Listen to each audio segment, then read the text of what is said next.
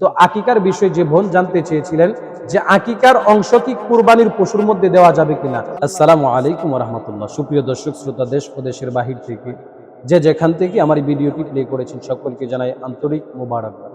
সুপ্রিয় দর্শক শ্রোতা, এক বোন জানতে চেয়েছিলেন কুরবানির পশুতে আকিকা দেওয়া যাবে কিনা, আকিকার অংশ গ্রহণ করা যাবে কিনা।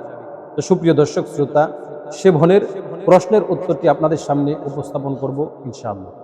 সুপ্রিয় দর্শক শ্রোতা, আমি প্রথমে বলে নিচ্ছি আকিকা এটি একটি ভিন্ন ইবাদত এবং কুরবানি এটি একটি ভিন্ন ইবাদত। আকিকা আগে আমরা বুঝি আকিকা কাকে বলা হয় এবং আকিকা কেন দেওয়া হয় আর কখন দেওয়াটা উত্তম। আকিকা হচ্ছে অত্যন্ত গুরুত্বপূর্ণ একটি সুন্নাহ।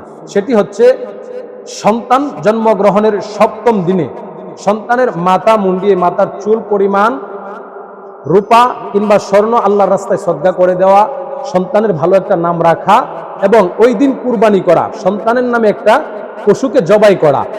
ছেলে হলে তার জন্য 2টা বকরি, মেয়ে হলে একটা, আর ছেলে হলে যদি বকরি না দিয়ে গরু দেয় তাহলে এক গরুতেই ছেলের আকিকা সম্পন্ন হয়ে যাবে।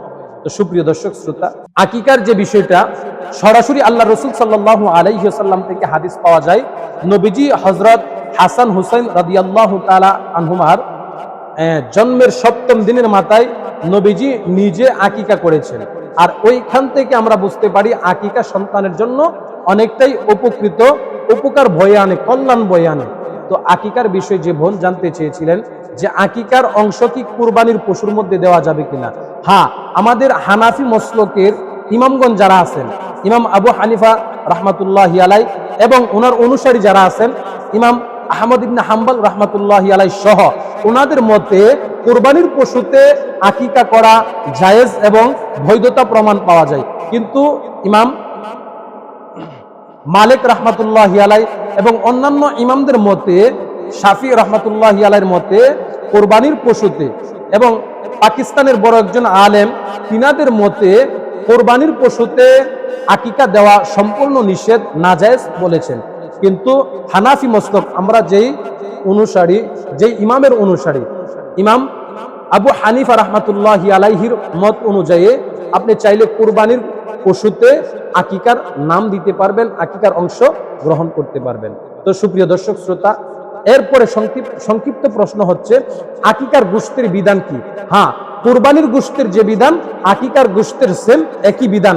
আকিকার গোশত তারা খেতে পারবে, কুরবানির গোশত যারা খেতে পারবে, কুরবানির গোশত যারা খেতে পারবে, আকিকার গোশত তারা খেতে পারবে। কিন্তু আমাদের সমাজে একটি বহুল প্রচলিত ভুল ভ্রান্ত কথা আছে যে আকিকার গোশত মা বাবা দাদা দাদি এমন আপনজনরা খেতে পারে না কিংবা মা বাবা খেতে পারে না। এটি সম্পূর্ণ ভুল, ভিত্তিহীন একটা কথা। চাইলে আপনি আপনার নবজাতক সন্তান, যে সন্তানের আকিকা হচ্ছে, ওই সন্তানকেও আকিকার গোশত খাওয়াতে পারবেন। যদিও সন্তান আকিকার গোশত খাওয়ার যোগ্য না, কোনো কিছু পানাহারের যোগ্য না, তারপরে এটা এই জন্য বললাম যে আকিকার গোশতের মধ্যে কোনো হারামের সম্পর্ক নেই। আপনি নিজে খেতে পারবেন, সন্তানদেরকে খাওয়াতে পারবেন। এটা কুরবানির মাসাইল যেমন আকিকার মাসাইল সেম এরকম। আল্লাহ তাআলা আমাদেরকে কোরআন সুন্নাহ ভিত্তিক জীবন গড়ার তৌফিক দান করুক। ওয়া আখির দাওয়ানা আনিল হামদুলিল্লাহি রাব্বিল আলামিন।